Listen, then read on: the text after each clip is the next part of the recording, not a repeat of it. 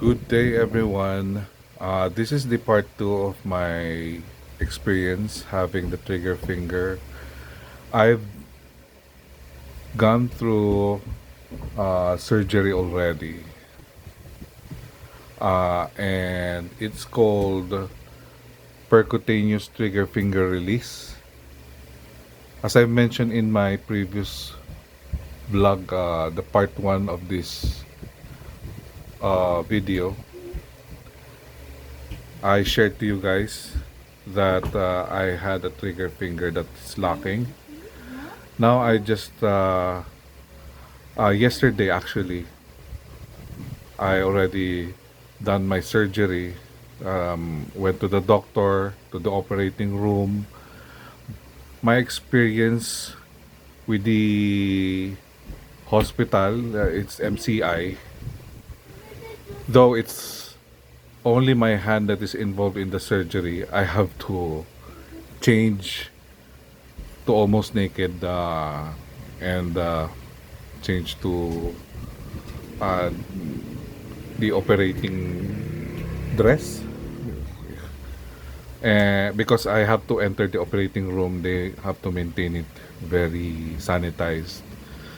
And then they poured a lot of betadine all over my hand up to my shoulder actually. It's quite weird. But I've seen in other YouTube videos, it's not really necessary, but maybe it's just an SOP with the MCI hospital.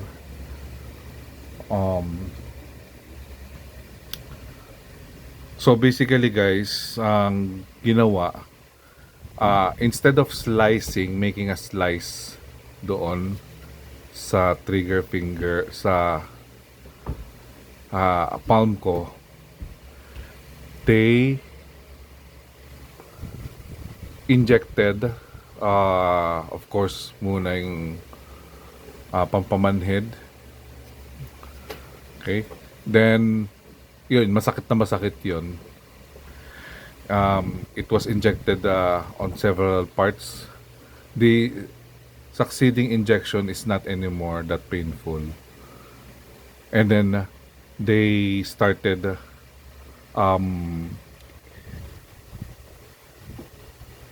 inserting a tool. So tinusok yung tool, special tool siya that allows the doctor to operate through that hole. Parang ganito, papakita ko sa inyo yung video, no?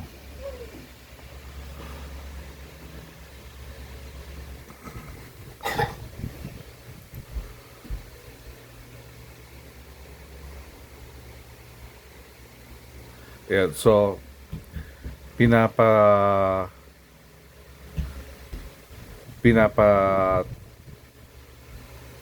trigger sa akin yung finger, chine-check kung meron talagang trigger finger. So nakita nyo nag-lock siya, 'di ba? At this point. In this video, ayan, pinoke niya na. And then may special tool to insert the tweezers.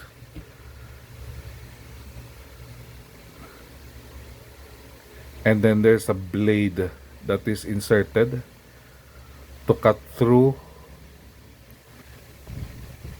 the, not the tendons, I forgot what it's called, pero parang mga litid siya, no? Belt. So yung belt,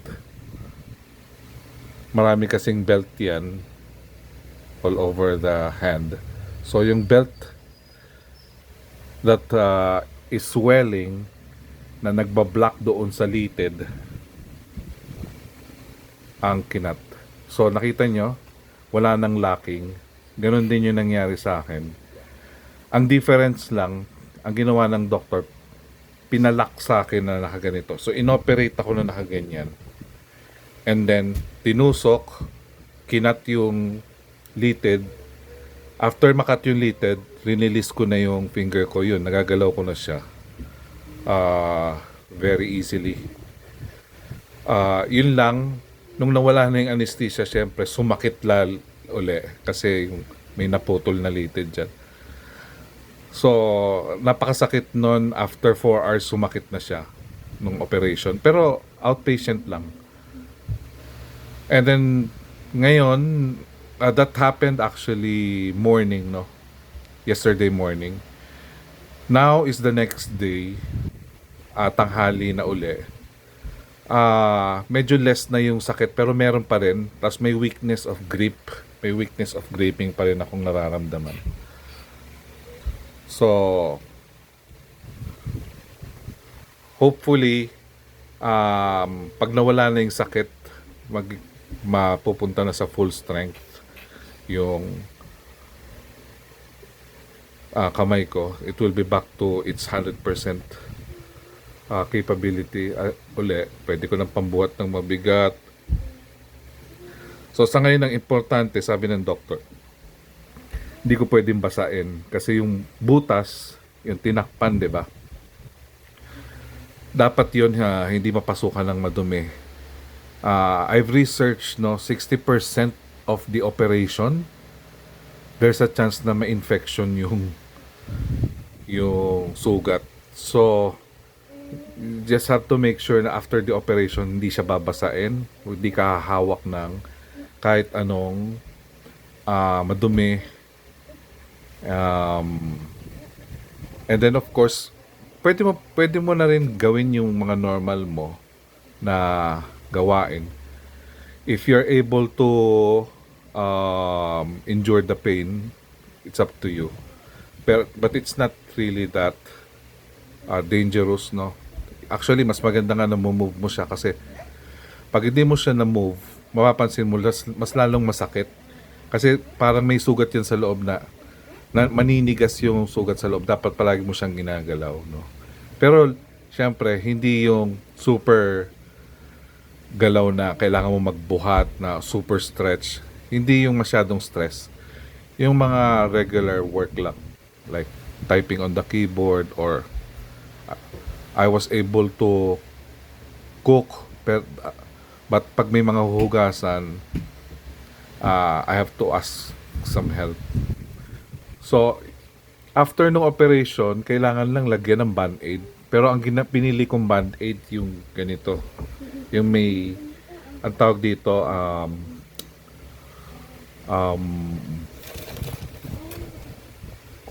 Mediplast. It's called waterproof. Waterproof bandage strip. No?